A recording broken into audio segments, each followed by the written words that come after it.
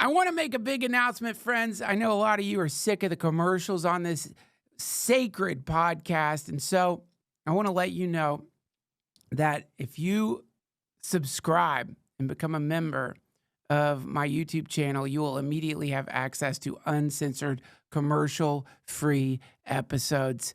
Right now, you can do it. Before you even listen to this episode, become a member and you will not be harangued with commercials. If you're one of my dear audio listeners, of course, we have the Patreon at patreon.com/DTFH. You'll find commercial-free episodes there. I hope you'll subscribe and become a true member of the DTFH family. Hello, friends. It's me, Duncan. This is a solo episode. I don't know if you noticed, I'm doing one solo episode a week and a guest a week. I love doing the solo episodes. I hope they don't annoy you. I hope they don't make me seem like a jabbering, yappy, narcissistic loon.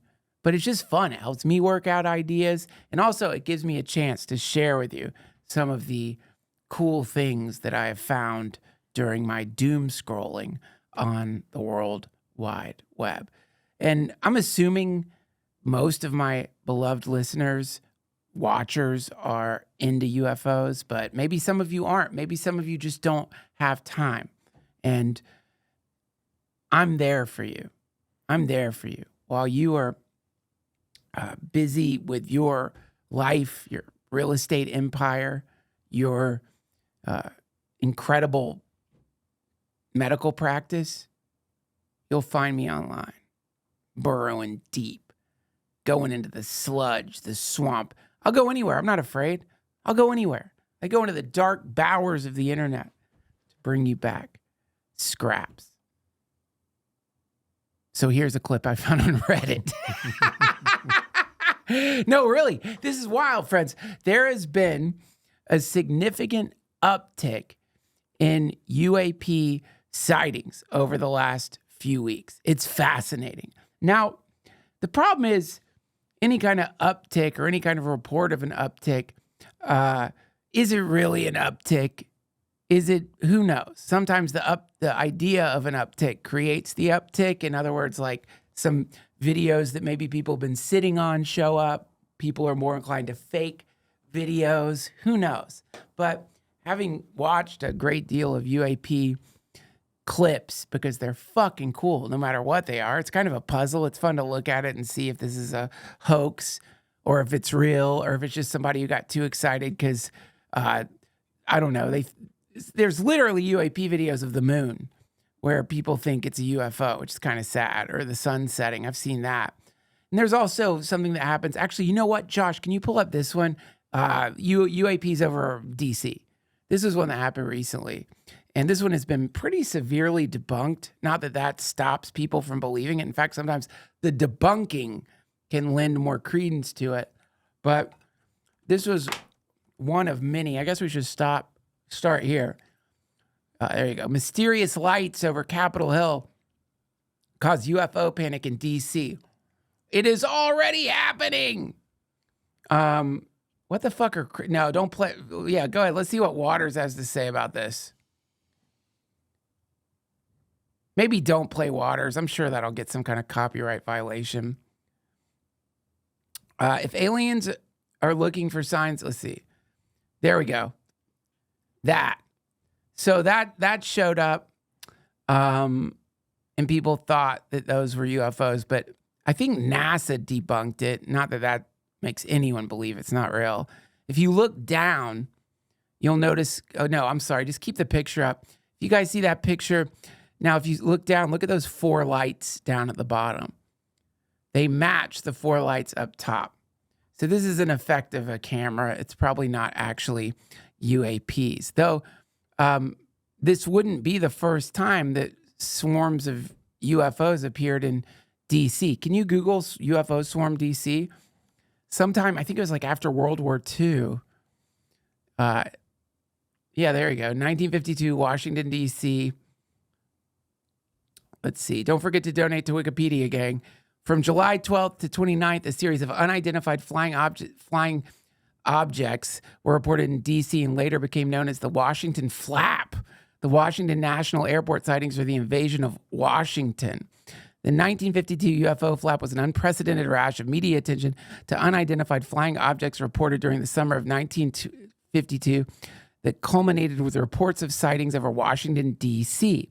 In the 4 years prior, the U.S. Air Force had chronicled a total of 615 UFO reports. Let's scroll down a little bit.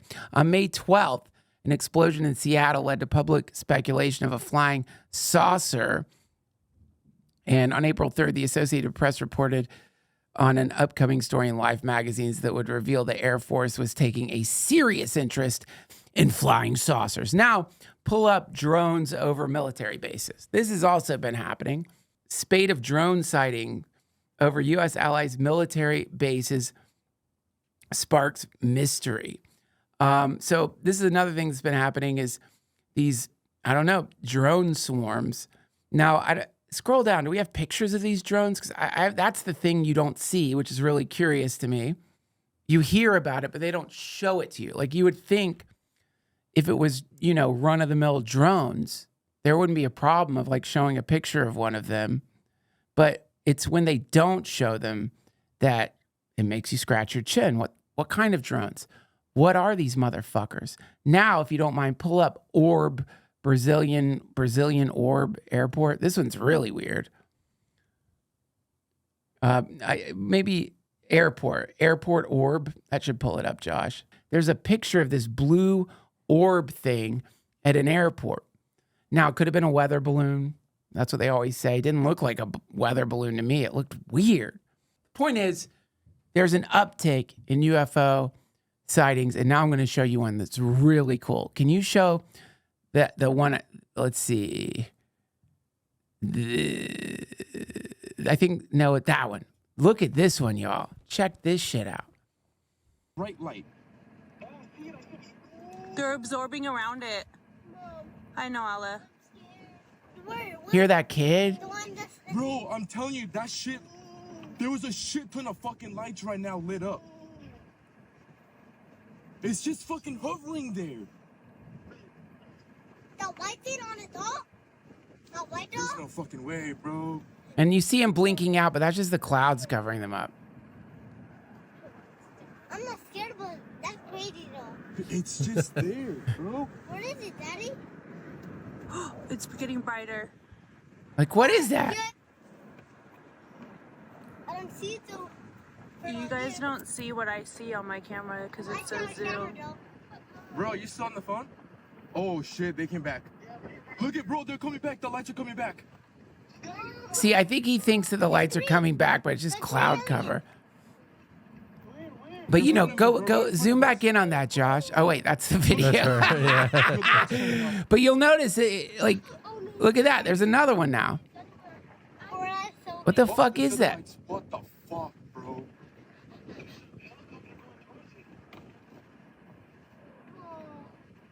Allah, it's okay. It's gone. No, it's still there. It's still there. It's hiding in the clouds. I'm It is zooming in the clouds. That's what my brother said. In the clouds. In the clouds. Yes, I'm zooming in, babe. I can see the saucers in my zoom. I know I can see it. You can see it, Zaid, I huh? can barely see it. That's so crazy, dude. That's cool. Cute kid. Bro. Oh, no, This is the new normal for kids, I There's another guess. one to the left. Over here in the fucking trees. What the fuck, bro? What the fuck? Those are fucking. Over here, bro. Oh my god, bro. Yeah, what is that? Baby, don't move. I'm outside the truck. Don't move. There's a shit ton. A shit ton. A shit Oh my ton of God. aliens. Over here by the fucking trees, bro. It's behind the houses now. Wanted to see Moana 2, not UAPs. You go to take your kid to a movie. You see the beginning of an alien invasion. Okay, that's cool. You can stop it. The dad. Oh, bro. Oh, my God, bro. Bro, what the fuck, bro? The kid's more composed than he is. Dads, you gotta keep it real, man. You gotta go Bruce Willis when you see UFOs. You can't fucking shit your pants. Your kids are there. You gotta act like you're gonna fight them. Oh no! Oh no! And then do a Google search of military helicopter Seattle orb. This one's really interesting, but it's kind of hard to see it, but it's definitely there. Yeah, That one. This top one? Yeah. It's kind of tough to see it, but there's a weird orb under the helicopter is under it. Well, I mean, it's already fucking weird. You got a military helicopter circling like there it is. See that? No. What? You have to find videos of people who zoomed in on it. Wait, that might have been a bird. Hang on. That was the bird right there. Yeah. No, there's an orb that shows up.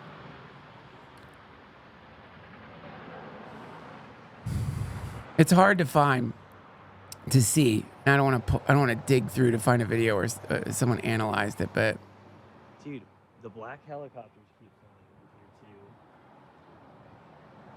there's that goddamn happy fucking. There you go. There you go. Look. See that? Right here. Yeah. Oh, that thing. Yeah. Yeah. Pretty weird, huh? So these have been happening all over the place. And it is somebody who like mildly follows UAP stuff. This is most certainly an upsurge. It's an uptick in UFO activity. The wife thinks that it's related to like Russia, that this is just like testing for the possibility if like a nuclear war broke out, those little guys are going to like, it's maybe a missile defense system. A lot of people are saying, what's the deal with December 4th? Tomorrow. So Tuesday, this week, we're supposed to have not an invasion, but basically all these UFOs are supposed to pop up, and then our jets are going to start fighting them. And that was in 2004, some web bot that... Yes. Yeah. And it said 33 days after Trump goes on JRE, that's when it'll happen. That's what it predicted back in 2004. So now people are freaking out that tomorrow we're going to have a UFO invasion. And by people freaking out, I mean like 100 people on Twitter. I mean, yeah. But like, what is this web bot? Like, this is interesting. I love this. It predicted some tsunami, a big tsunami that was... I heard about this. Yeah. Maybe, can you find the web bot? Let's find it. Let's see if we can find the source of this. But yeah, right now there's a lot of like, in the fringe world, there's a lot of people who are titillated. You know, not like at level 10 titillation, but I'd say like an 8. There's an 8 level frenzy happening. And why not? There's a lot of crazy shit happening in the world. No, that's old Nostradamus. Oh, I got some... Will the web bot's alien war prediction come true? Click on that one. Sure. Is the clock ticking toward an unprecedented event in human history? Today, we delve into a fascinating prediction from Cliff High's WebBot project, a system that analyzes online chatter to foresee the future. Weird. It's claimed that 39 days after Donald Trump appears on Joe Rogan's podcast, we could see a war with aliens. Where in the is the skies. proof that And this as actually we record happened? This, that predicted date, December 3rd, is only 3 days away.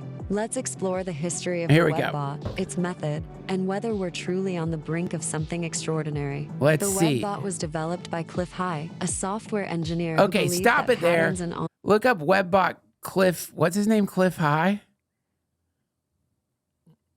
The WebBot was developed by Cliff High. Yeah. Cliff High. I'm going to build a WebBot that rocks. Okay, there we go. Boom.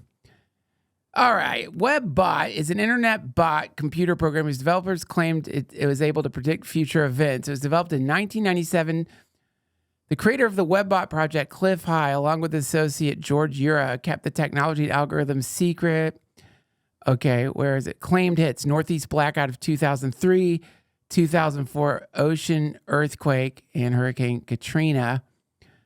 Let's look. This is where it also predicted a cataclysm that would devastate the planet on the 21st of December. Massive earthquakes in Vancouver. The U.S. dollar would collapse in 2011. Israel would bomb Iran.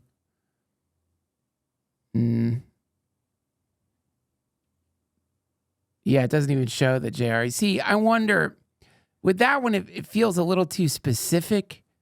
Like, JRE wasn't even around at the time. yeah, that sounds like somebody, that's a troll. I'm going to say troll on that one. Like that, it's, I used to do this. Like when there was an earthquake in LA, I would immediately after the earthquake tweet, an earthquake will happen today. And then people wouldn't pay attention to the timestamp and they'd be like, how did you know? Want me to play this one? Yeah, I guess so. Yeah, let's see. I mean, it's when you see that. All right. Type at the moment. Okay, so you gone deep. more complicated time When you get the stuff. whiteboard up, you gone deep. Kind of cool, sort of interesting, especially for us guys involved in it. There's a video out there with Dick Allgaier interviewing me. Oh, and shit. That video is from some time back. I think it was like Who is 2019 this? or 2020. Who is this? I think this is the guy. Cliff High predicted. Is this Cliff High? Cliff High. So this is Cliff High. Let me Holy shit. make sure. That's him. That's him. That's Cliff High. Yeah. Oh, shit. That we did that. But to be honest, I haven't been thinking about times that way, so I'm not really sure when it was done. Okay, but here's the thing. Here's the progression of events. In about the period of time that we had the 2008 crash, financial crash, we started getting in all kinds of new technology stuff in the data. This was also in that period of time where we knew there was new money coming, but we didn't know it was going to be called Bitcoin or cryptos or whatever, right? We just knew it was going to emerge, which it did, and so on. Within those same sets were other forms of technology that were being referenced. One of these other forms of technology that was being referenced is what we now call podcasts. Nice. Okay? Person to potentially hundreds of millions, direct feed with no broadcast corporation in between, right? There is in the sense of YouTube or Spotify or that kind of stuff. So the corporations are trying to control it, right? Any organization will be infiltrated by the Elohim worship cult and used to what? their end. Wait, stop it there. What? So anyway, Jeez, Cliff High. You just throw that out there for a normie. The Elohim worship cult. Never heard of it. Elohim worship cult. Wait, what? Google Elohim worship cult. EL. It's an EL. Elohim. Oh, there it is. Isn't it that? Wait, is that Cliff High's way of saying Jews? Oh, I have no idea. It wouldn't surprise me. Yeah. I'm pretty sure that was, I'm not positive. Just Google Elohim Wikipedia.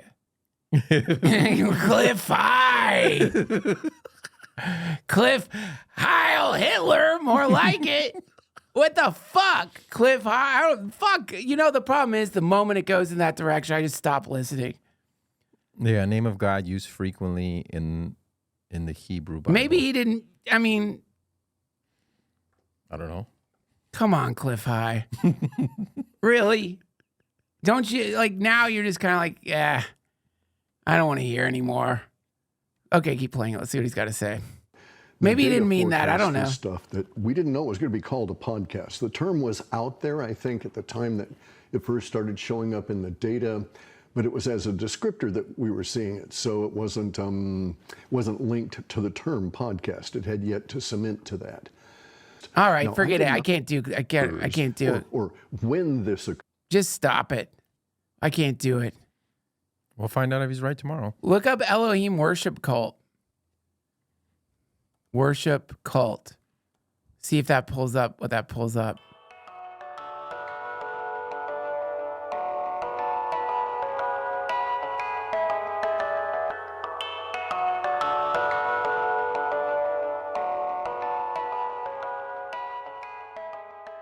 This episode of the DTFH has been supported by my friends over at Prize Picks. You can now win up to 100 times your money on Prize Picks with as little as 4 correct picks. My God, that's incredible. You've got to try it out, friends. I'm telling you, when it comes to sports, I am truly illiterate. But Prize Picks makes it easy for me. They invented the flex play, which means you can still cash out if your lineup isn't perfect, which mine never is. You can double your money even if one of your picks doesn't hit. Prize Picks puts their members first, so all withdrawals are fast, safe, and secure. When my picks hit, I can get my money in as quick as 15 minutes. And sometimes I need that because I get in a lot of trouble financially. Download the app today and use code DTFH to get $50 instantly after you play your first $5 lineup. Again, you download the app today, use code DTFH to get $50 instantly after you play your first $5 lineup. Prize Picks, run your game. Thank you, Prize Picks.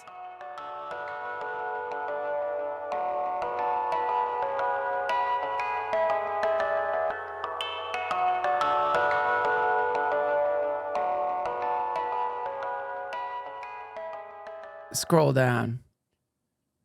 I guess you know what it could be. It's kind of like I don't think he necessarily. I think he's also encompassing maybe like all Middle Eastern religions, right? Like I think Graham Hancock sort of talks about, maybe not Graham. I think it's Graham Hancock talks about the God of the Old Testament, Elohim, is like not a great God, clearly. Wrathful, yeah. So I think Cliff High, I don't think he was being like, I think he was just sort of like trying to do some kind of weird like InfoWars style critique of worship of like the wrathful God that originated in the Middle East. But he did also say that they've controlled him. Yeah, I don't know. Well, from what I'm reading here, the way they're making it seem, Elohim cult is that you believe in several gods. Oh, okay. So it could be paganism. Look, we don't have to get lost in the weeds here with whatever Cliff High's thing is with his magic robot machine that said the world was going to end in 2012. But you know what? Tomorrow, if aliens invade, and I will do an apology on the following episode, Cliff High. Not that I said anything wrong. I'm just trying to dissect what he said. I mean, that's pretty much. I mean, it is they control the media pretty much, right? I mean, it's not that far away because it's like let me throw in some things you don't hear much ever. For example, you never hear Quakers control the media. I've never heard that. I've never heard Mormons control the media. So when you mix that in, which is, absolutely idiotic.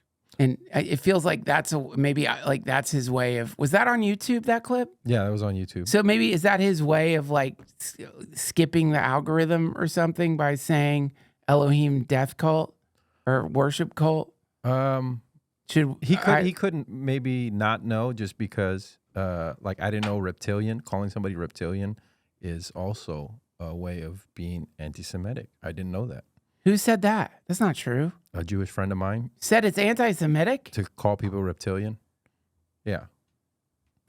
I'm sorry. I'm going to push back on that. That's what I wanted to, but then I felt like, well, I can't really say anything because I guess you've heard that before and that somebody's called you that. So, yeah. I mean, if you're only calling one like ethnicity or cultural group reptilian, sure. But when I make the reptilian accusation, quite often it's like U.S. presidents. Yes.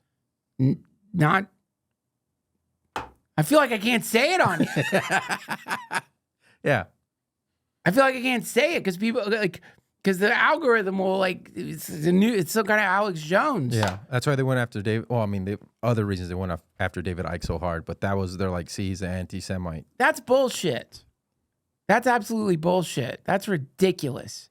They can't take that word from me because that word is like excellent on so many different levels.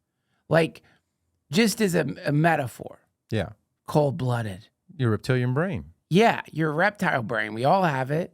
Nobody gets to, and also the like weird like reptilian glyphs you see all over the planet. You know, they're like weird, like lizard people. Yeah, probably predates Judaism. You know, like this shit's on megalithic sites and stuff. It's look up reptilian. God, what are they called? The Earth, the giant. Look up. God damn it! I can't believe I can't remember the name of this. Fuck. Oh God. Look up like ancient giant symbols in the Amazon. Yeah, look at these 7,000-year-old reptilian uba. Look at this shit in Mesopotamia. Look at that thing. Click on that thing. Which one? Right there. This one? Yeah, look at that. Reptilian. Breastfeeding. Yeah, a reptilian feeding I can't tell if it's a reptile or it looks like a reptile baby feeding a little lizard baby. You know, this is like old and everywhere. Yeah, look up India, the Naga. Yeah, check that out. You know, this is this sort of like sentient reptile thing shows up all over the place, not just like Book of Genesis talking snake. And by the way, you could argue the talking snake in the Garden of Eden was a reptilian. Mm-hmm. So no, I mean, I think you're allowed to say to anybody, that's not what I mean when I say reptilian. Quetzalcoatl or something like that, wasn't that? That's the plumed serpent. Yeah. Quetzalcoatl. Like this shows up all over the place. But to get back to the weirdness at hand, we've got like this guy's like magic machine saying that there's going to be a UFO invasion. Also, you have a bunch of UFO reports. And then just to add a little spice to the strange gumbo that's been floating around the internet, pull up the David Meyer ChatGPT glitch. Now, this is real weird. So, and I tested this out. David Meyer de Rothschild is a British adventurer, environmentalist, and heir to the billion-dollar Rothschild fortune. So this kid is going to inherit all of the Rothschilds' dough. And he's interesting. I watched a little documentary on him, and they made a boat out of plastic bottles. They made this completely like eco-friendly boat. I think he sailed on the ocean on it for like 3 years. Let's see what it says he's done. Let's just pull up his Wikipedia. Love to have this guy on the podcast. David Meyer Wikipedia. David Meyer Rothschild Wikipedia. It's like, give me a fucking break to be you're like this handsome Rothschild that's about to inherit all the money in the world. Why didn't I pick that incarnation? And he's tall. Yeah, no, it's not. I mean, like, as I'm watching the documentary, all I was thinking is like, this is not fair. There's nothing fair about this at all. There wasn't any like sense of demonic person other than like, you know what? Fuck off with your eco love. You're trying to save the planet. You're going to inherit all the money. You're part of like a notorious family. It's got to be so fun. As a teenager, Rothschild was a top-ranked horse jumper, of course. He later gave up the sport to pursue his education. Father, I'm giving up horse jumping. I realized there was more to life than spending hours and hours and hours on a horse.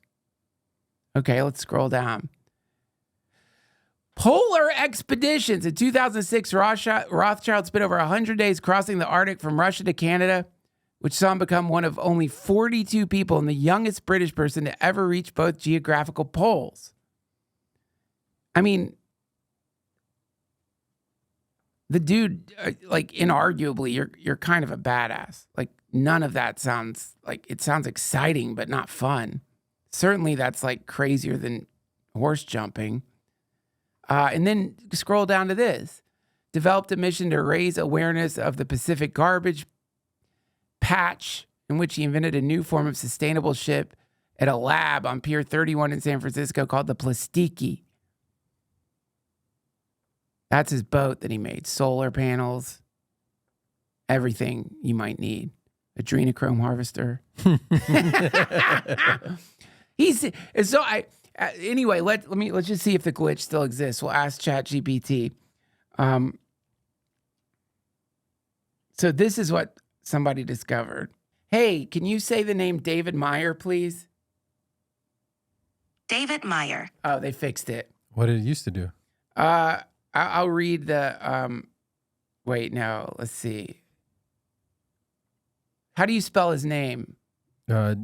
David, Mayer. Okay. David Meyer did Rothschild.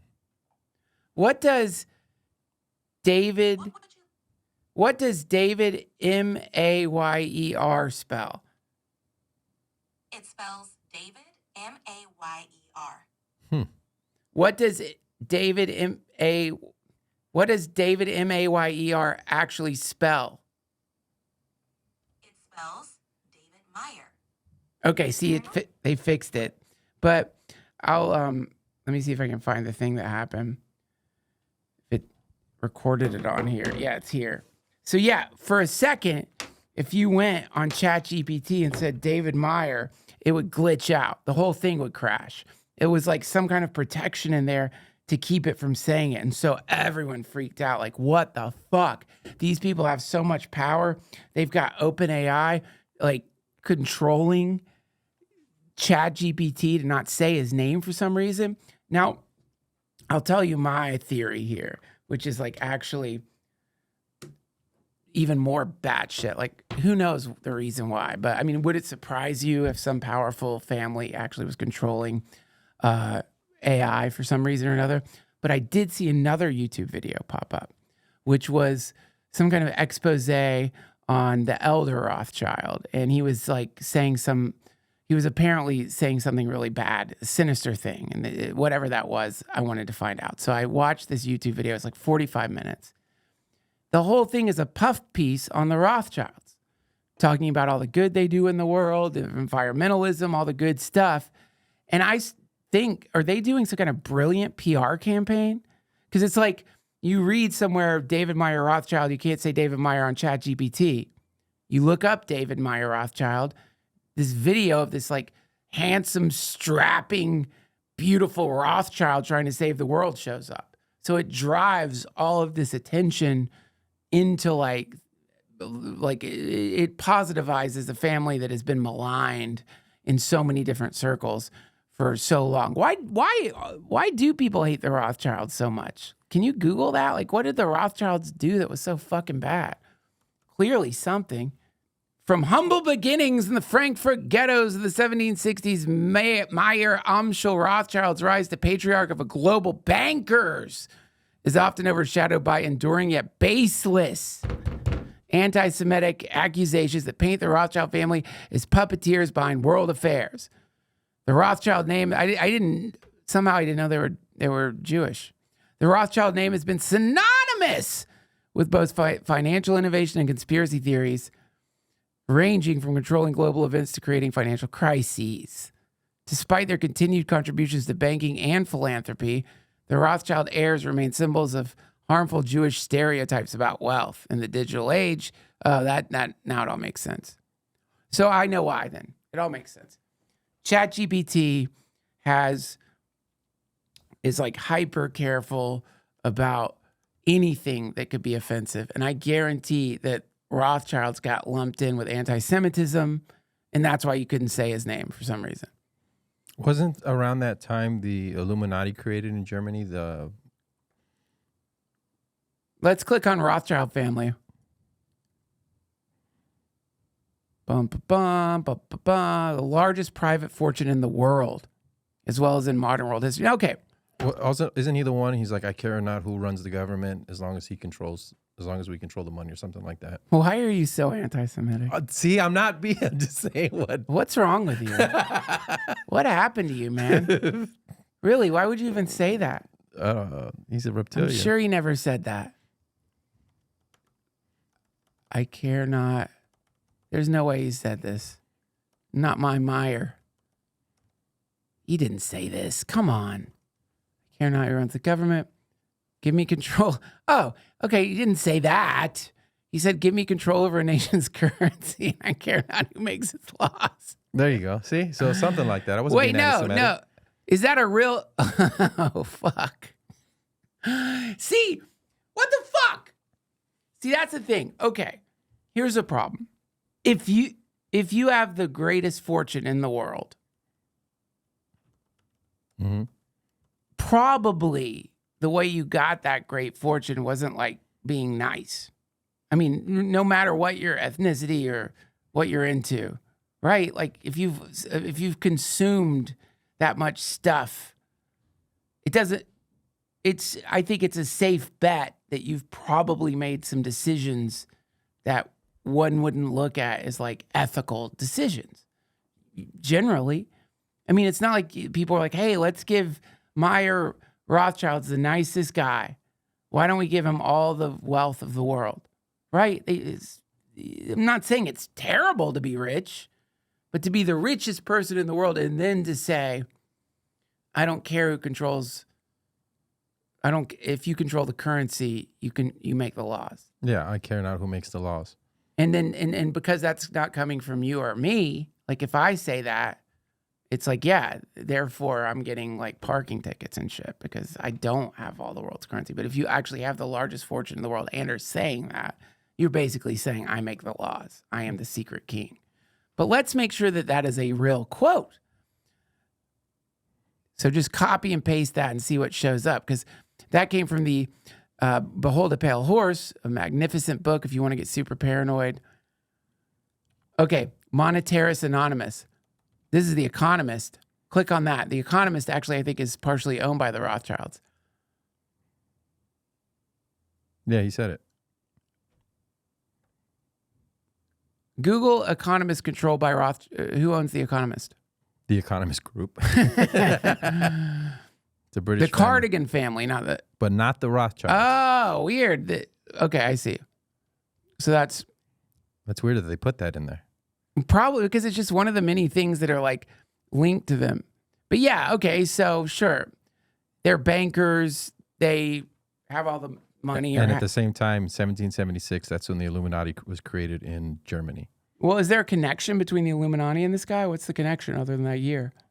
Meet the man who started the Illuminati. There's National Geographic. What the fuck timeline are we in right now? How did a Bavarian professor end up creating a group that would be at the center of 2 centuries of conspiracy theories? You got to sign. Okay, so what? Look, here's the reality. I don't think he's off. Like, if you control the money, then you obviously control the world.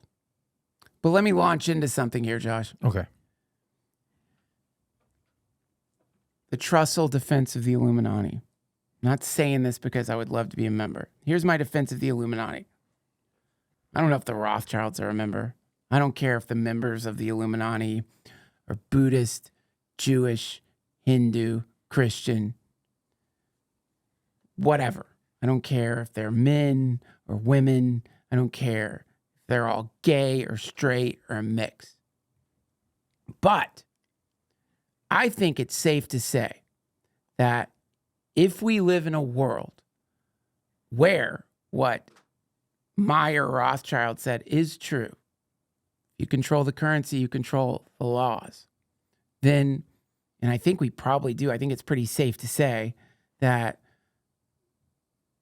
if you have it's obvious, like, you don't get to be president unless you have a lot of money to run for president. You've got to have a lot of money to run for president, and then you become president. That's just the way it is. You don't get elected in the United States without some kind of pile of dough. You got to get into the media. You got to signal boost yourself to the point where people decide to vote for you. And the way you get the money is you get donations, and the people who donate shit tons of money to you, they're not just doing it because they like you. They're doing it because they kind of expect something in return. It's not a bribe necessarily, but it sure is a close cousin to a bribe. It's like a very close cousin to a bribe. And that's been completely normalized in our culture. So if we live in a world, which I think we do, where saying the truth historically gets you fucked up in like really serious ways. Copernicus. Was it Copernicus? Can you Google who was it? Copernicus. Didn't he said he got thrown in jail for saying the earth was not the center of the universe. Galileo, that's who I meant. Fuck. Okay, cut the whole part. That whole last part, if you could remember, Josh. Take a note there, please. Mm-hmm. If we live in a world where you get arrested for saying the truth, like Galileo, convicted of heresy. Yeah. He gave the character arguing against heliocentrism the name Simplicio after a famous philosopher. And in Italian, this could be construed as a simpleton, though, and the church pope took it as him insulting the church. So basically, the church was somehow opposed to heliocentrism, and Galileo said, I'm sorry, it doesn't matter if you don't fucking like it. The truth hurts. The goddamn earth goes around the sun. Just deal with it, asshole. And he got thrown in. He got arrested.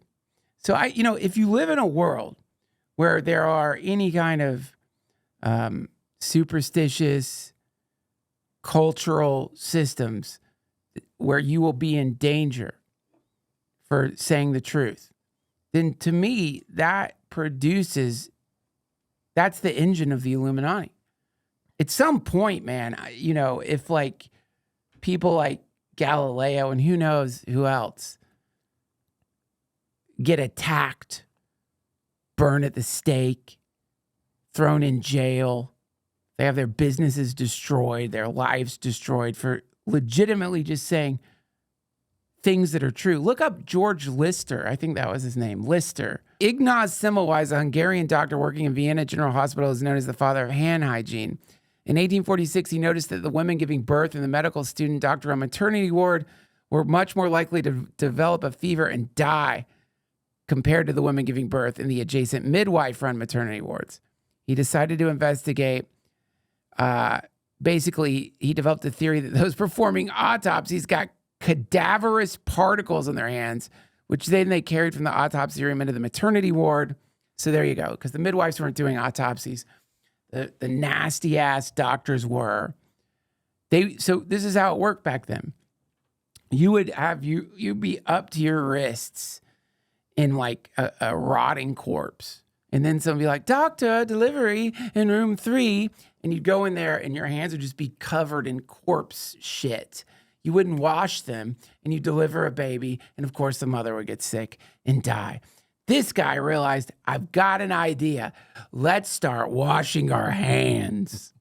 And he was completely lambasted for this POV.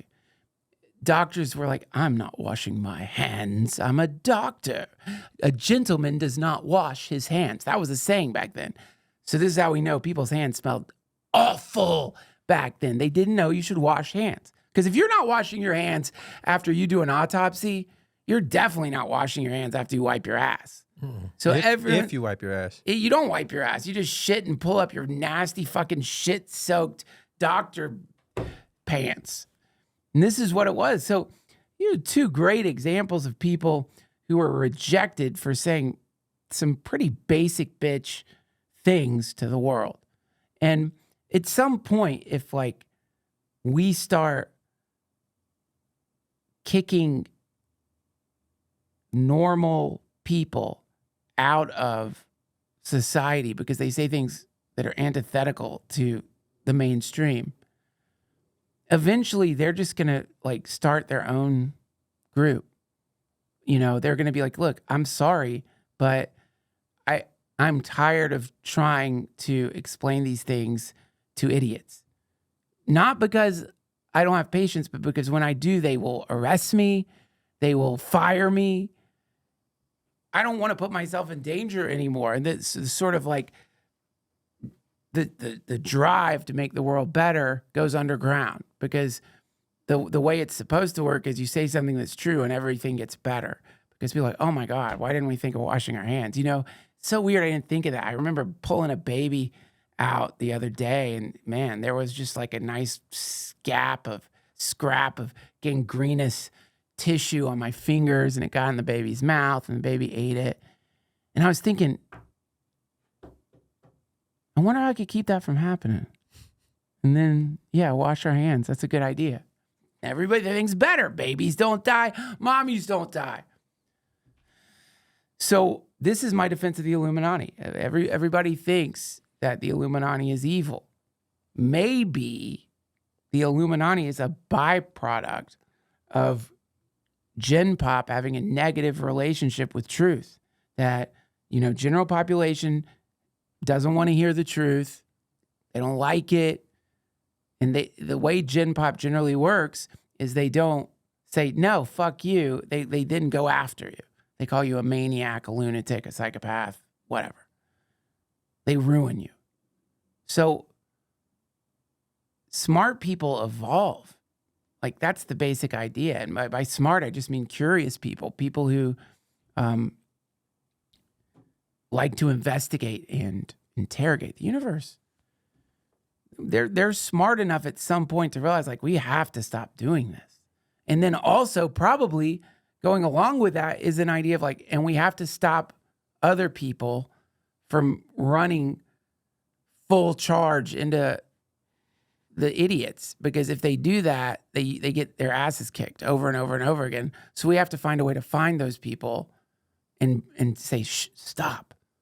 Shh. They'll kill your ass. And that's my defense of the Illuminati. Theoretically, if intelligent people end up broke, unemployed, crazy, rejected by the world for exploring the truth, eventually they're going to catch on that that's not how you do it anymore. And then what do?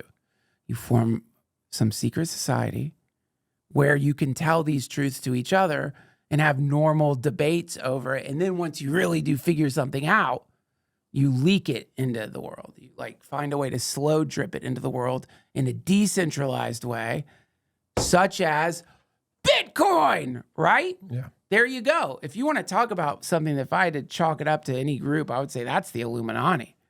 That's the fucking Illuminati. They've come up with some like ninja name for the creator of it. No one knows who it is. Control the currency. Control the currency. But Bitcoin, isn't that the opposite of controlling the currency? Wouldn't you say that's actually like letting, like that would be a pushback to controlling the currency? Well, it's decentralized. They call it the Trojan horse because big corporations like BlackRock are adopting it with the thoughts that if they own enough to be able to control it, and that's not how it's going to work, that they're going to end up not being able to continue these derivatives and just print money like crazy. Right. And so it's going to make them have it's not number go up forever. Right. Making us poorer. Right. So. Yeah. Well, yeah, it's like a populist currency, basically, right? Like is an idiot who knows little about crypto other than it's just sort of like the moment you have some untrackable, untraceable. It is trackable and traceable. It is? If you use Bitcoin to purchase something illegal, they will find you because they know they can find you through your address. But aren't there ways that get like anonymous Bitcoin wallets? Like surely there are. I mean, how do all the like drug markets of the dark web function if not for that? The only way that I've heard you can do it is if you mine it yourself, and then you're able, because once you purchase it from any crypto service, they have you. They know your bank account. They know all of that. Oh, I see. Like if you're using Coinbase or whatever, you're they got definitely on the grid. Oh, they got you. Regardless, it's things like that, like stuff that just sort of pops out into the world and no one knows exactly where it came from. To me, that's the way it would work. Like, it's, because you've got to realize, like, looking throughout history, that when people are met with a really big idea, they don't just accept it. That you have to kind of spoon feed it, to them. And then this is one of the critiques of secret societies, the Illuminati, the elite, is it's like, we're not idiots. We're not idiots. You don't need to spoon feed it to us. It's like, you're probably not an idiot, but there's enough idiots out there that we have to find another way to get this information out into the world that, where people think they thought of it themselves, get it into popular culture. And that's, there's so many arguments against that. Well, large groups of people are idiots. You mean like the mob? The mob, you get mob mentality. It's you're thinking together as a hive. You're not thinking as individuals. Right. Yeah, right. And if the goal is like the sort of reduction of suffering on planet Earth, I don't think that's a sinister goal. I think that's a great goal. And if that's your goal, then, and you really believe in it, then the way you go about doing that should be the most effective way.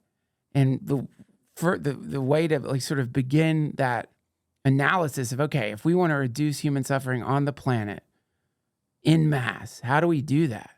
Well, then you have to identify the causes of suffering. What are humans? You get rid of them, and now no suffering. Let me get to my plan. What the fuck? Listen, to quote Jim Jones, it's not death. It's just stepping over to the other side. Yeah. And there's a lot more room on the other side. That's all. A real simple thing. Just a little shift. You won't even know what happened. You'll just be like, oh my God, that's death. No big deal. Wow, this new place is beautiful. All that will be left on the earth are just the caretakers of the earth. The Rothschilds and their friends. What's the golden rule? Do unto others as you would have them do unto you. That's our golden rule. Their golden rule is he who makes the gold makes the rules.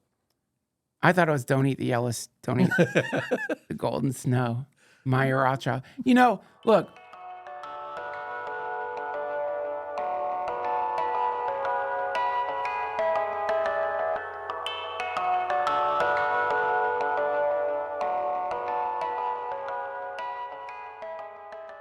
This episode of the DTFH has been supported by BetterHelp. You know what? I'm going to admit it. I used to despise the holidays. I really did. The holidays were my time of drinking. I'd hole up in my stinky apartment, wrap myself in a blanket, and just get blasted and wait for the whole damn thing to end. Didn't like it. Triggered a lot of weird shit inside of me. I would become morose, depressed, unhappy. And at the time, I wish that BetterHelp existed. It didn't. So I did what I think a lot of us do during the holidays is we go boo radly, baby. And if you do end up outside, God help you. You end up at a Target, God help you if you're one of us. A Target during the holidays? Oh, terrible. Terrible. It's terrible now as someone who actually likes the holidays, but Jesus, God in heaven, going to any store during the holidays, nothing will make you feel more alone. Nothing will make you feel like you truly are in some kind of nightmare hellscape filled with consumerist buffoons sucked in by the siren song of Christmas. Again, I speak as someone who was a Grinch for many years, and I cannot emphasize enough how much therapy helped. I can listen to Christmas music now without wanting to pick up Nietzsche. I can listen to Christmas music now. No joke. For those of you out there, maybe not all of you are like this, but I'm talking to you. I know you're thinking, there's no way. There's no way I'm going to be able to hear Christmas music without feeling like Lucifer himself punched me in the solar plexus. But I'm telling you, it's possible. Therapy truly works. I love meditation. I love a lot of things. But one of the things that has really transformed my life is therapy. And I hope that if you are thinking about trying therapy, you will give BetterHelp a try. It's entirely online, designed to be convenient, flexible, and suited to your schedule. Just fill out a brief questionnaire to get matched with a licensed therapist and switch therapists anytime for no additional charge. Find comfort this December with BetterHelp. Visit BetterHelp.com/Duncan today to get 10% off your first month. That's BetterHelp, HELP.com/Duncan. Thank you, BetterHelp.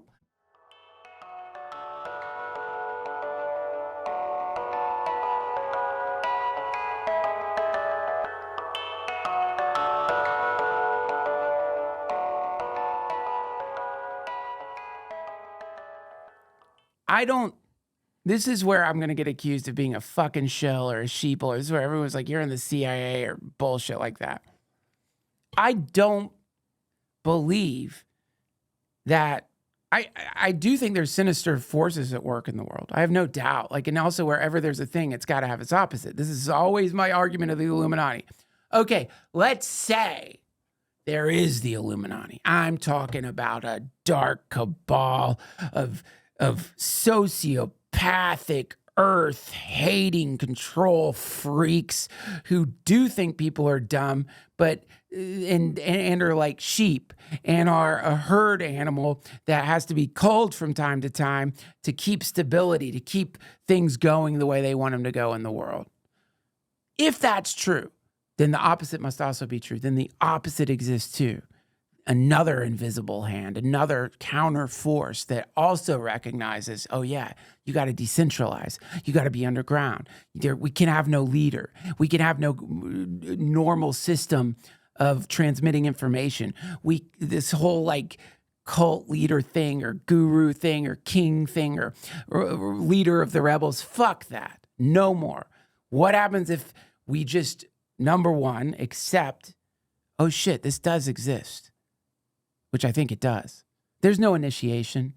There's no going to some dark castle in Bavaria and getting fisted by a fucking reptilian. There's just the acceptance it exists. And then just the general, like, all right, I think I'm a member of that group. And the moment you do that, you become part of it. And that's when you start getting all these weird synchronicities in your life. And people will tell you stuff that you didn't expect, or you'll overhear conversations. This, I've talked about it before. It's called pronoia. It's the opposite of paranoia. It's the idea the universe is conspiring for you, not against you. And the moment you join whatever this, you can even invent your own name for it, because you don't even want a name. That's even better. Where the Illuminati are fucked is they have a name. This thing, nameless. There is no name for it.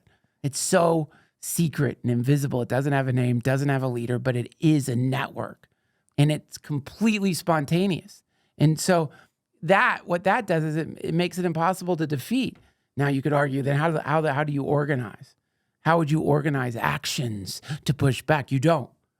That's the most beautiful thing about it. You just have to trust that spontaneously things emerge in your mind. There's a moment where you'll be called to action and you'll just know the right thing to do or the right thing to say. And that's it. It sounds absolutely fucking nuts, but so does the Illuminati. Sounds like Christ consciousness. That's one of the names for it. Yeah. That's one of the names for it. They call it Christ consciousness, enlightenment, gnosis. There's all kinds of names for it. But that's, if you ask me, that's real.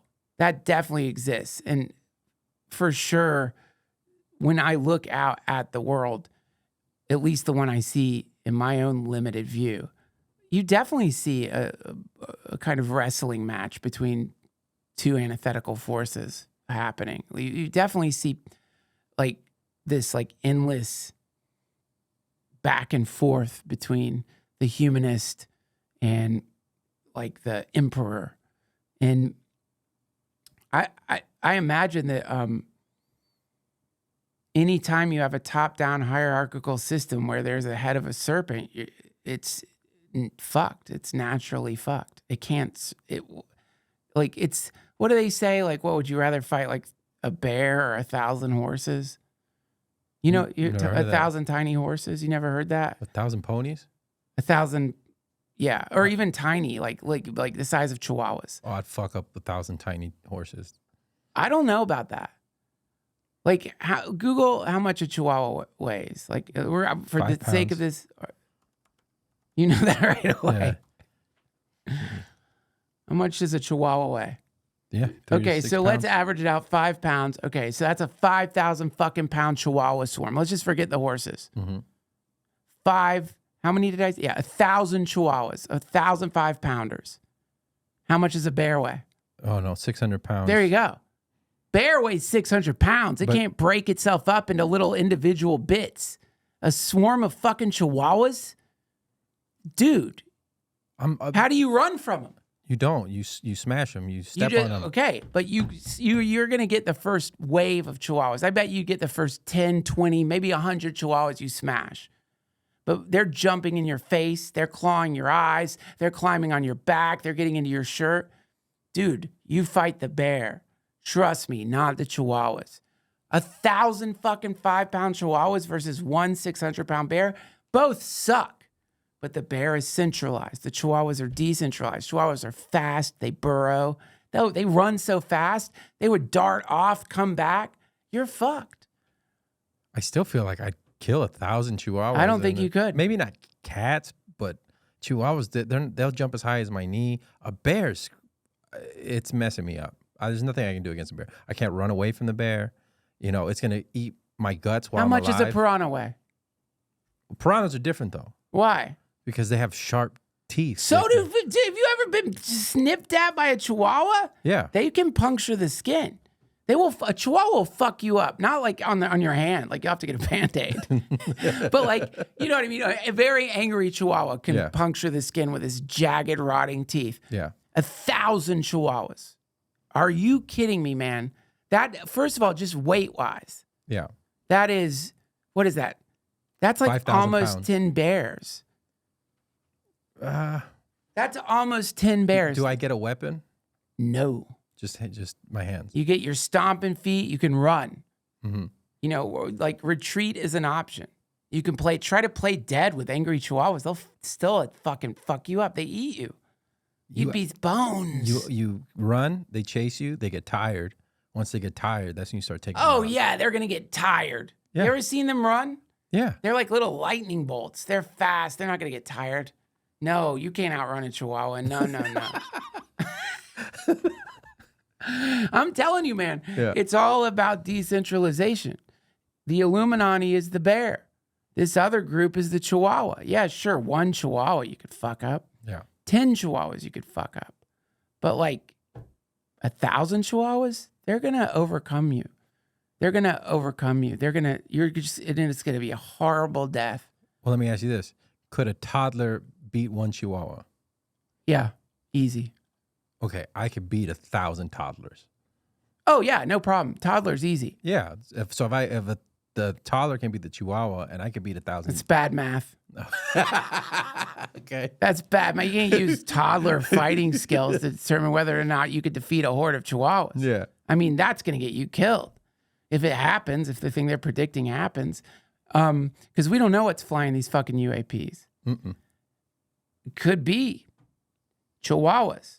And the main thing is the anytime, this is my final defense of the Illuminati, anytime you run in to anything that's got hierarchy, where there's the head of the serpent, I don't care what it is, anytime there's a top-down system where there's tiers of power, the closer you get to the top, it's probably something warped about that. There's probably something fucked up in the system of initiation to get up the power tree.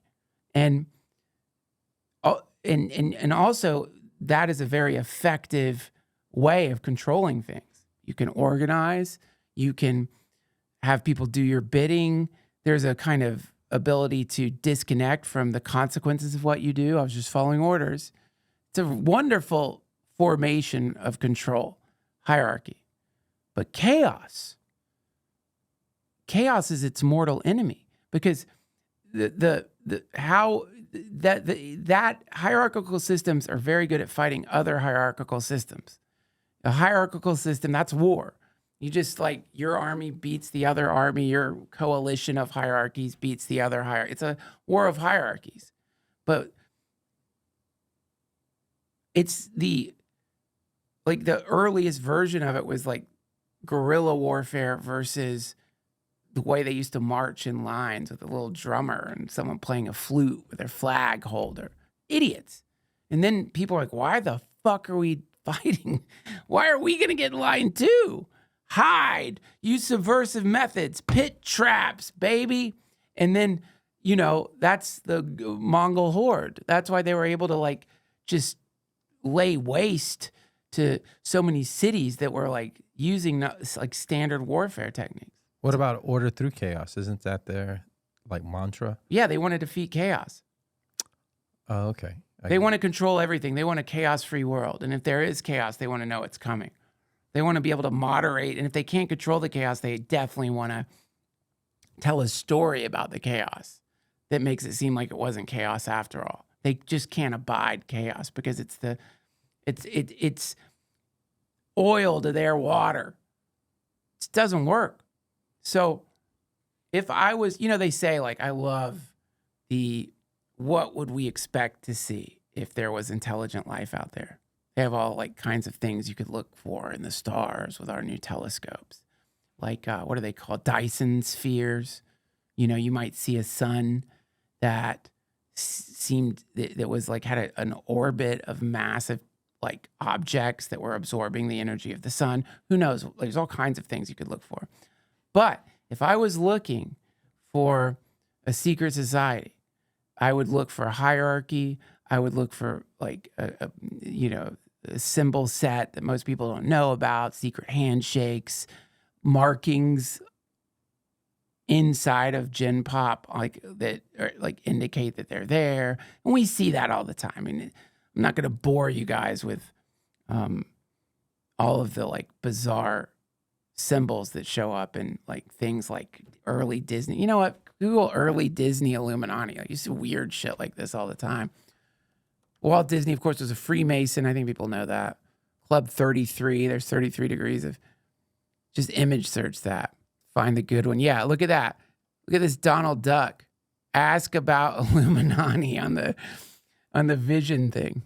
And of course, the inevitable penis that the board animators did. Click on. I guess we can't show that, but. Like in The Little Mermaid, these animators get bored and they draw cocks in there. That indicates you're probably not paying your animators enough. But yeah, this is not just, it's the dollar bill. It's everywhere like this. But if you wanted to look for the other thing, then I would say keep your eyes peeled for benevolent moments of chaos. Keep your eyes peeled for things keep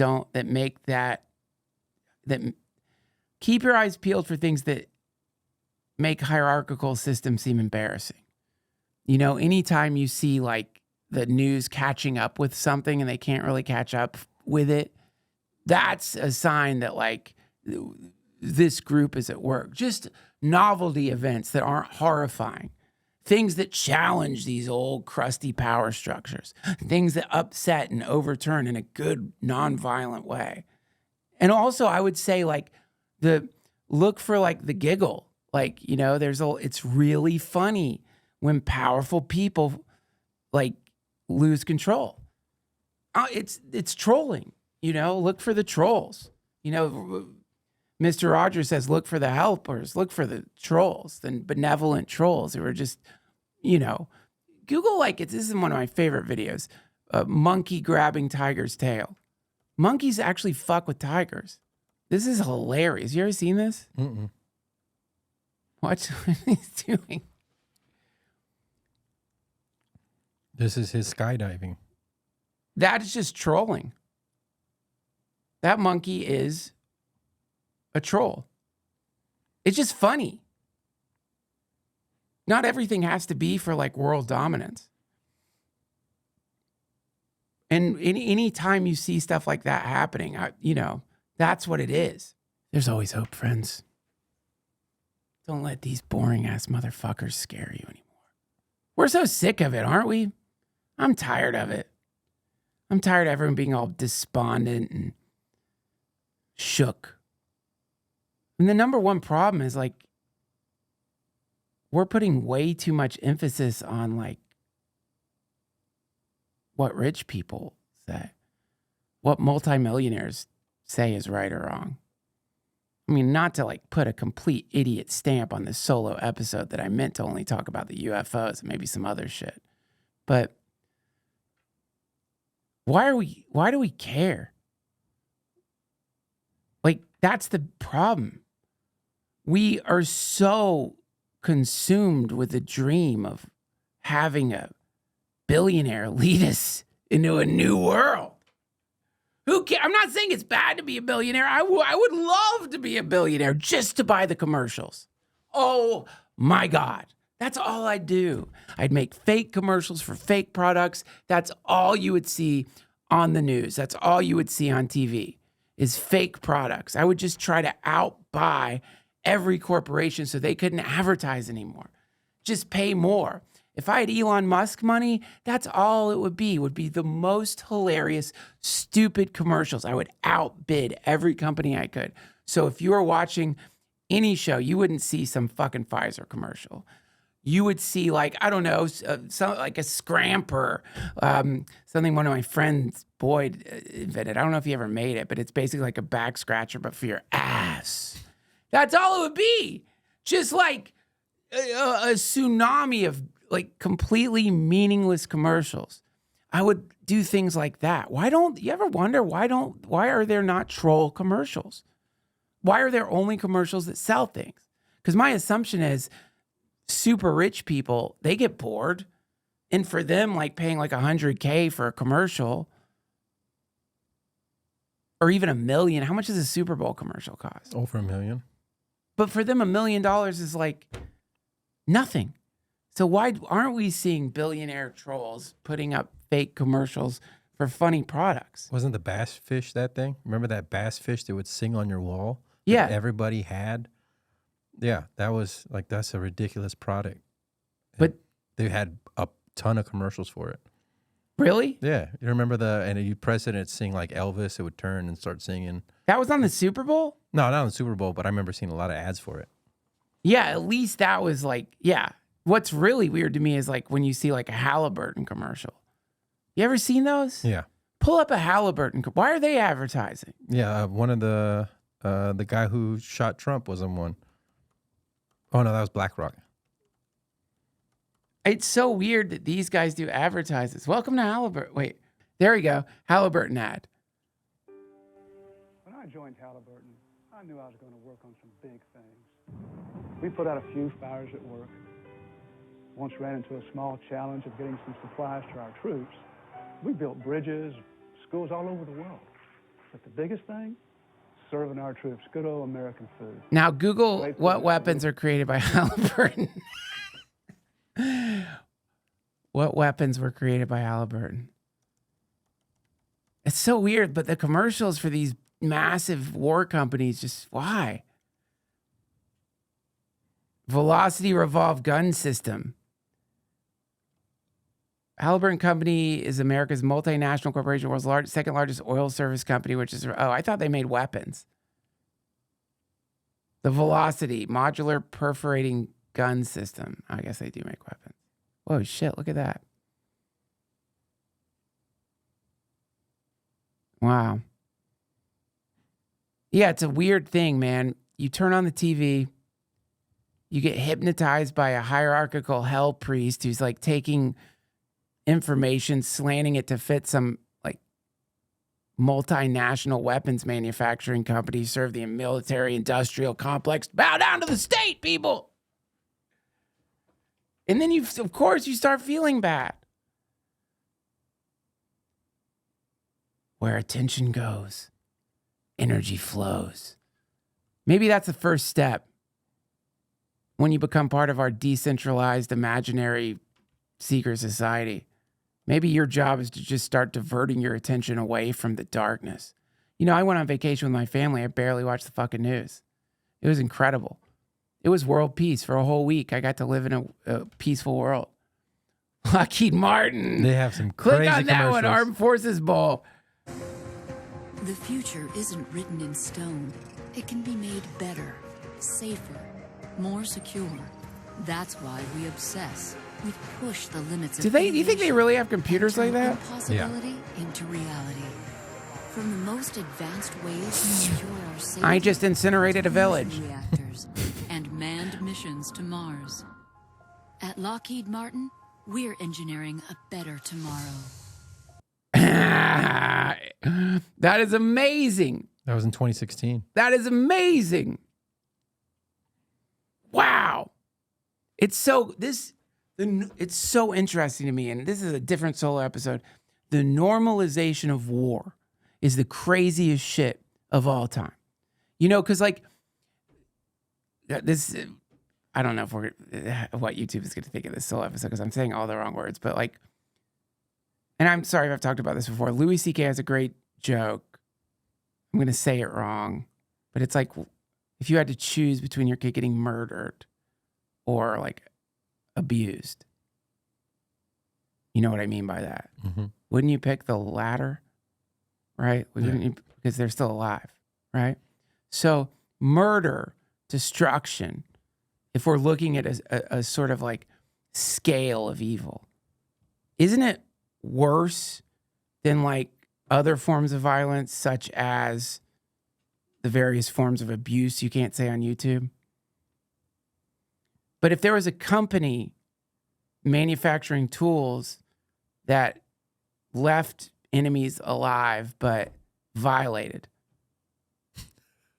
the world would rise up against that company. It would be considered the most evil company on earth. You couldn't do a fucking commercial showing your like fisting bomb. Just drops on troops and just fists them. Dead people can't talk. No, it leaves them alive so they can talk. Yeah, that's why it wouldn't work. Well, what I'm saying is it's crazy we normalize war. It's confounding. Like to go on Reddit, these Reddit threads where these people are like happily like celebrating war and death and catastrophe. And it doesn't even matter if you don't mention a country, a state. If you just say, I'm against war, people will say, oh, I guess you're a puppet of Russia. Yeah. It's fucking nuts. Like you could say, I think war in general is horrific.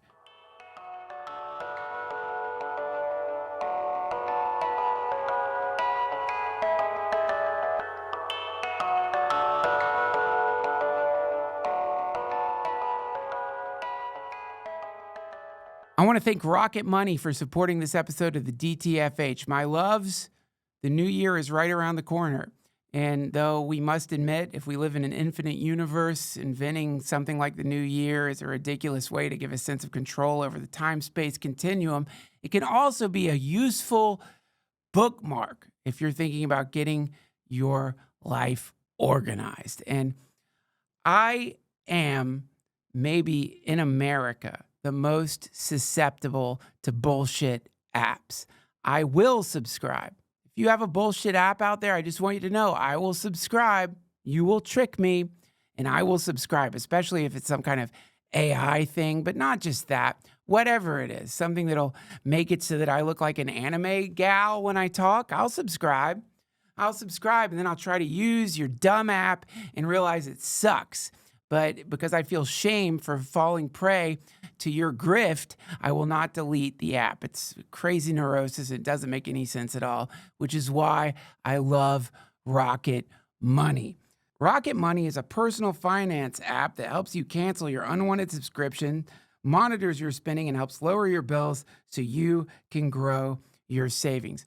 Everyone, when it comes to Rocket Money, everyone talks about the fact that this thing will act like an exorcist and just go into your life and drive out all the demons of unwanted subscriptions. But it's a very, very good finance app. It'll show you where you're spending money.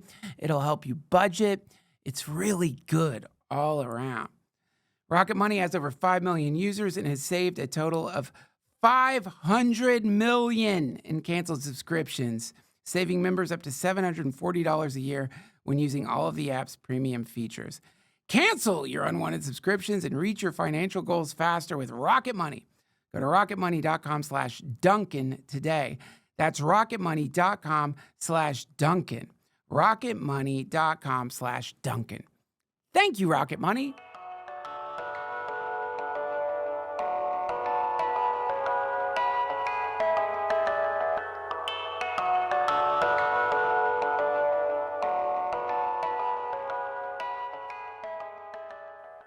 Maybe sometimes there's no choice. Maybe sometimes you must resort to violence to protect people. Maybe that's true. But I still, in general, I think it should be something that we all feel nauseated about. And yet, dude, like when you see some guy zipping by in a fucking jet, it's beautiful. It's beautiful. But like, they're not going to show like the incinerated carcasses of people that guy will never meet, like the whales of people who like didn't even hear the jet. They just like everything they just caught on fire. They don't show that part of it. At least show that. If like I want to buy a pack of cigarettes and I have to see a picture of like fouled lungs, I feel like if you're a military arms manufacturer, when you do your fucking commercial, you can't just show the jet fly by. You've got to show at least like the funeral for the kids that dude just blew up, right? Like, what the fuck? Well, it's the feeling that you get too. So if jets fly by at a football game, as an American, you feel pride and yeah, that's us. But if you kid in Gaza hears a jet fly by, he's terrified. Yeah, right. Yeah, it's like that, and that's the problem. I'm so guilty of it. The more you subscribe, the more you tune in, the more you fucking stare at whatever I don't care what it is, MSNBC, CNN, whatever it is, Fox. The more you stare at that shit, the more things that shouldn't be normal become normal. Have you ever taken LSD and watched TV? DMT, not LSD. DMT and watched, what did you watch? I don't remember. We were watching a movie and I don't remember the movie at all.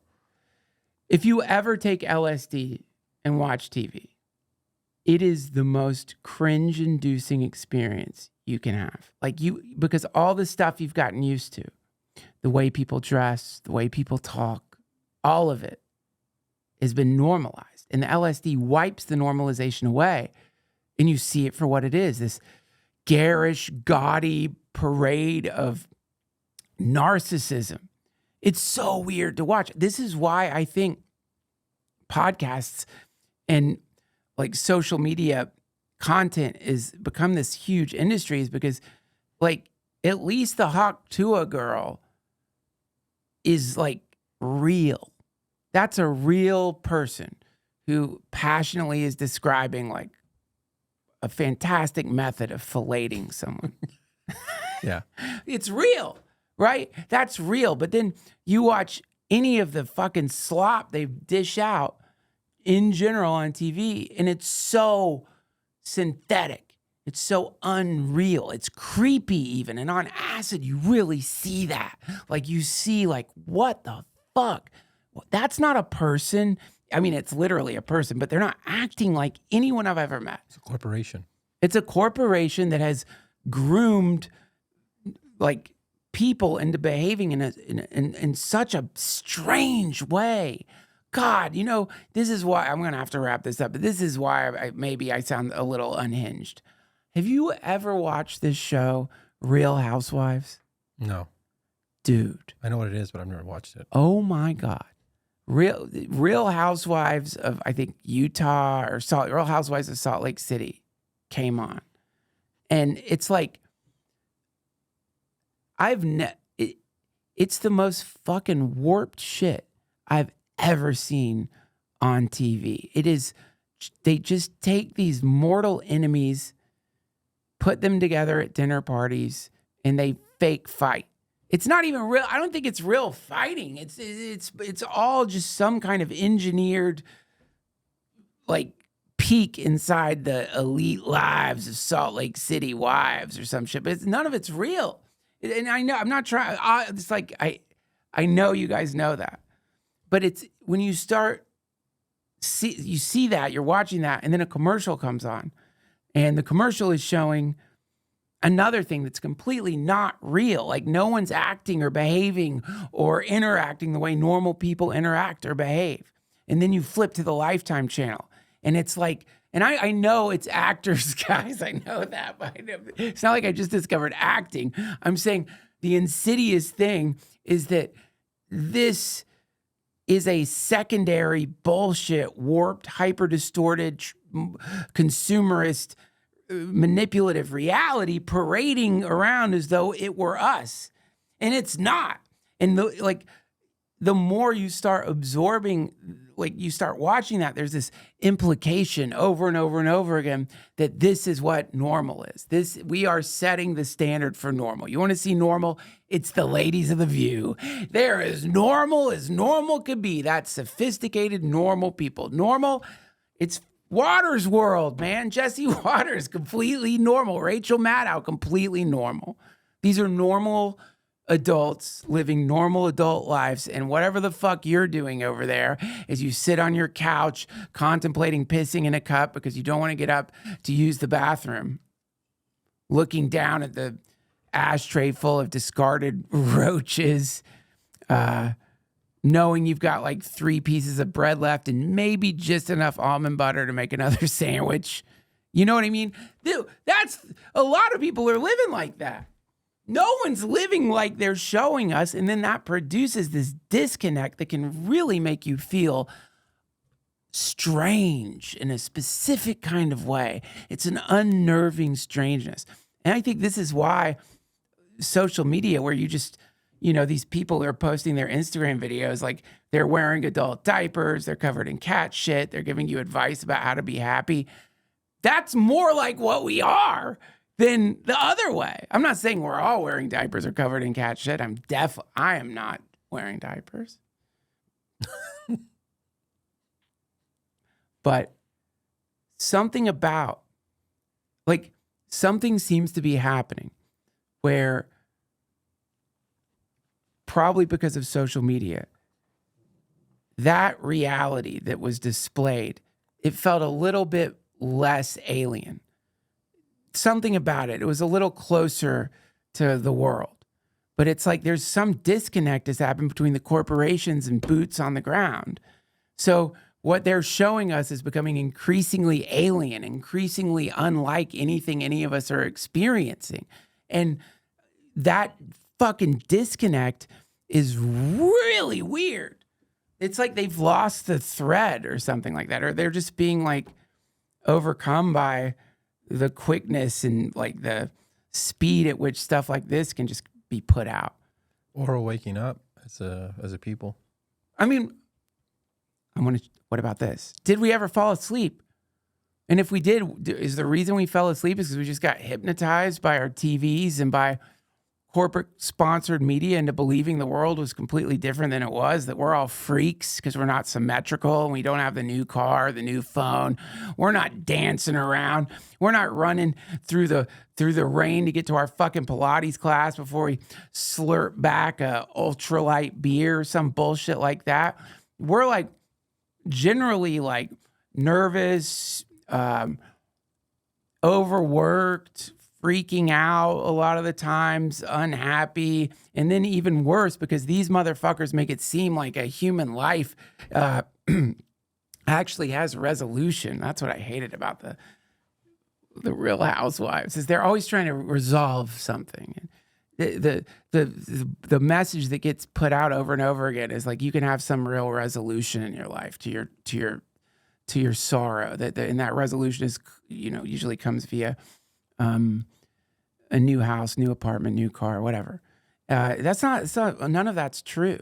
Maybe that's the waking up, is we're just sort of realizing like whatever clown show that the hierarchical corporatists have been splooging in our faces for generations is not us. Like, I don't know who the fuck it is, but it's not us. We're waking up because we don't have the money to continue that lifestyle.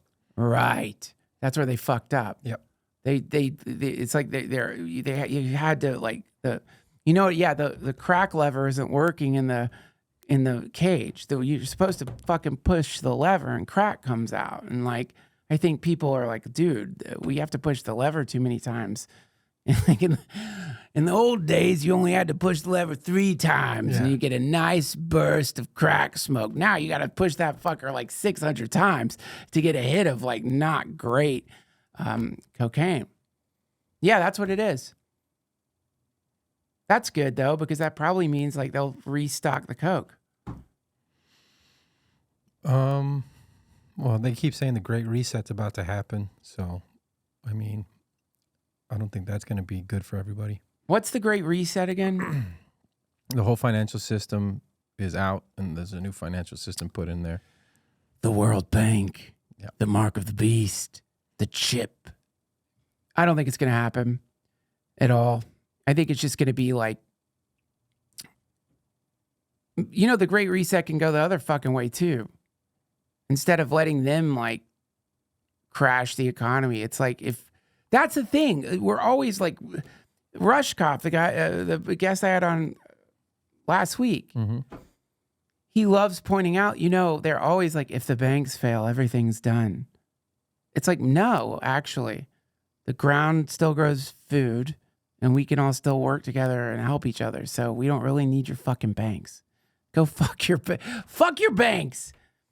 And that's the reset. The reset doesn't just have to be the banks failed. Now we're like, the reset could easily be a cultural shift of value where we stop valuing the things they tell us are important. That's their worst nightmare. God help them if suddenly people realize like you will be just as happy like walking through a park on a sunny day as you will at like a really super nice hotel slurping back Mai Tais after you bought your new car. And I mean that. That's a real weird thing when you start realizing stuff like that, that all the stuff they're trying to get you to, all the crack isn't good. Give me good crack when I push the lever. But if you start realizing the crack is actually like not making you happy, that could be a reset too, right? Why does the reset have to be top down? It could be bottom up style, decentralized revaluing of things in the world, completely not controlled by any one person or group. Bitcoin. Yeah, Bitcoin. Or even just like, my God, like if we could figure out a way to be happy minus buying shit, that's the most revolutionary thing that you could possibly do. And that is happening, I think. You know, they're talking about people aren't working anymore. It's like people are like, yeah, I figured out a way to be happy with very, very little. I don't need to like do a 48-hour minimum wage job. I've actually found ways to, you know, communal living, dumpster diving. Yeah. You know what? Why don't we close on this? Can you Google search YouTube Charles Manson's garbage dump? You really summed it up. It's a song? What? It's a song? You've never heard his music? No. Oh my God, I'm so happy to introduce you. Garbage dump, oh garbage dump. Why you called a garbage dump? Oh garbage dump, oh garbage dump. Why you call a garbage dump? Okay. You got a Willie Nelson vibe. He almost made it. He fucked it up. He went for like, he was friends with the Beach Boys. He had an in and then he fucked it up. He like got too high, went to the studio and like, when you hear that recording, it's just abysmal. You know, he's got the Manson girls there. People are sort of like just randomly smacking the drums. None of it makes sense. But yeah, he had a real shot. Blew it. Too bad. We lost a potentially really great musician. I gotta get out of here. You guys, thank you for bearing with my infinite rambling. I love you. I will see you next week. God bless you. And remember, you can feed the world with your garbage dump. Hare Krishna.